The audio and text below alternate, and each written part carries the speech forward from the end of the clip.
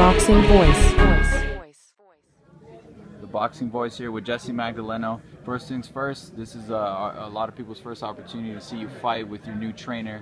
What can you tell us about making the switch over to him, and how are things going? I mean, everything's going great. We've had previous fights before. I think this is our fourth fight together, and you know, every fight has been going just great. You know, with the whole setback that I had with my baby and, you know, having surgery. Other than that, every camp and every training and until now, you know, everything's been going really well. How's been training side by side with your brother still? It's amazing. You know, he's very helpful, and I also have my younger brother too, Magdaleno. That's another amateur fighter as well, and he's them two, having them by my side in camp just really helps me, and it really motivates me and pushes me to where I am at today. You know, a lot of people who have been following your career get really excited because of your explosiveness. What can fans expect to see on your fight Saturday?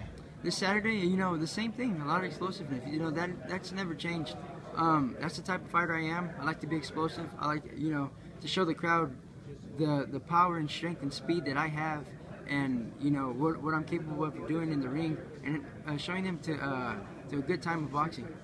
You know, as you make your way up the ladder, how far off do you think you are in terms of maybe time or number of fights before you get to the top as far as getting a world title shot?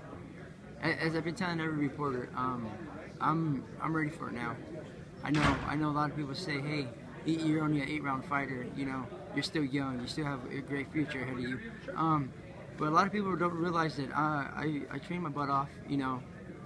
Me and Coach, we do a tremendous work in the gym, and he knows, and everybody knows, that I'm ready to show the world that I'm ready for a world title, and I'm ready for these top-notch guys in the ring. What do you think it's going to take to put someone with a world title in front of you? What do you need to do? Is there a name out there that you might have to face, or a few names that can get you in line for a title?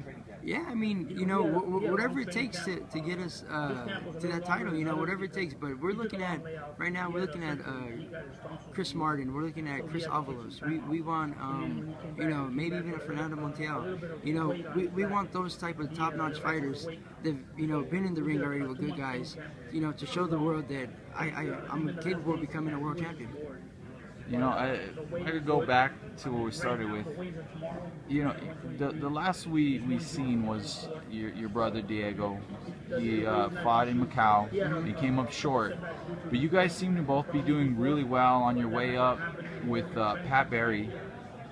Can you elaborate on why you chose to split? And obviously you're with an amazing, one of the best trainers in the world right now.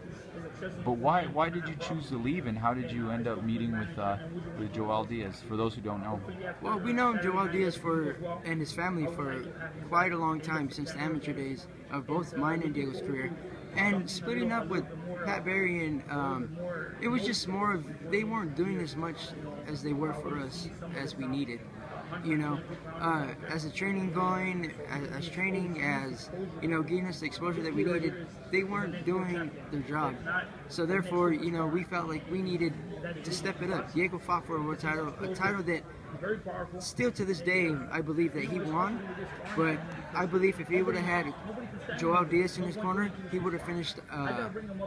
Rocky Martinez.